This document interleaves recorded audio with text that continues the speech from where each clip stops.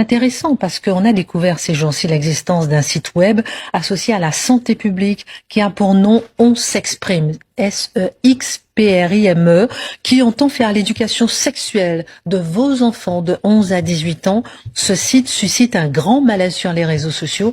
Pardon, mais certains mots sont très choquants pour des enfants qui ne savent pas toujours comprendre encore certaines choses.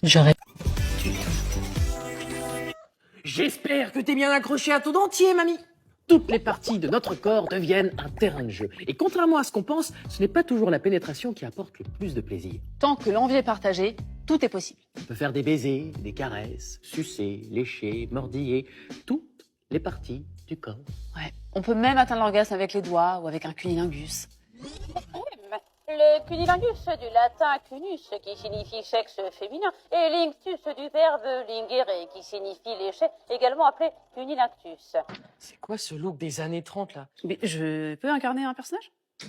En gros, le cunilingus consiste à lécher ou stimuler avec sa langue et sa bouche les parties externes du sexe de la bien-aimée. Alors les grandes lèvres, les petites lèvres, le clitoris. Chez la plupart des femmes, c'est la stimulation externe du clitoris qui va amener beaucoup de plaisir, voire conduire à l'orgasme, et pas forcément la pénétration. Attends, là, je crois qu'on a un message du futur, là, papy.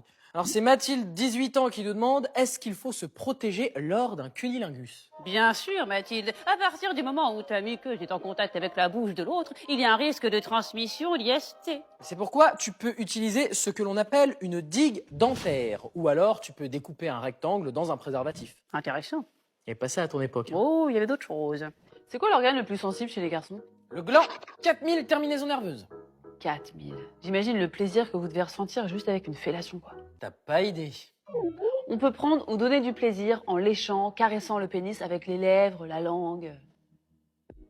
Ah oui, la fellation ou le cunilingus, autrement appelé sexe oral. Et d'une manière générale, essayez d'éviter les dents. Il y a le sexe oral, mais il y a aussi la masturbation. Prendre le pénis de son mec dans sa main, caresser la vulve ou le clitoris de sa chérie. Et on peut se masturber soi-même ou mutuellement. Un peu comme un 69, mais sans la bouche. Attends. Là, tiens-moi. Bah tiens-moi sinon. Ça. Et en moins acrobatique. Et pour les plus acrobates d'entre vous, on peut même combiner le cunilingus et la fellation. C'est ce qu'on appelle un 69, niveau mini-expert. Je tiendrai plus longtemps que toi. Mintou, 13 ans, qui nous demande est-ce qu'on peut tomber enceinte lors d'une fellation? Eh bien Mintou, pour tomber enceinte, il faut qu'il y ait ovule et fécondation, et donc pénétration. En fait, le sperme doit entrer dans le vagin pour remonter jusqu'au col de l'utérus, pour permettre la rencontre entre les spermatozoïdes et l'ovule. Il ne peut pas descendre par la bouche. Et d'ailleurs, lors de la fellation, l'éjaculation ne se fait pas forcément dans la bouche. On n'est pas obligé d'avaler. Donc le chantage du style oui, si tu le fais pas, c'est que tu m'aimes pas. Non, c'est mort. Question de respect. Mais, pénétration ou pas, quand une muqueuse est en contact avec un organe sexuel, il y a un vrai risque de transmission d'IST. IST, c'est les infections sexuellement transmissibles.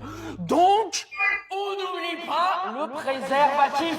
Checkez le tuto préservatif.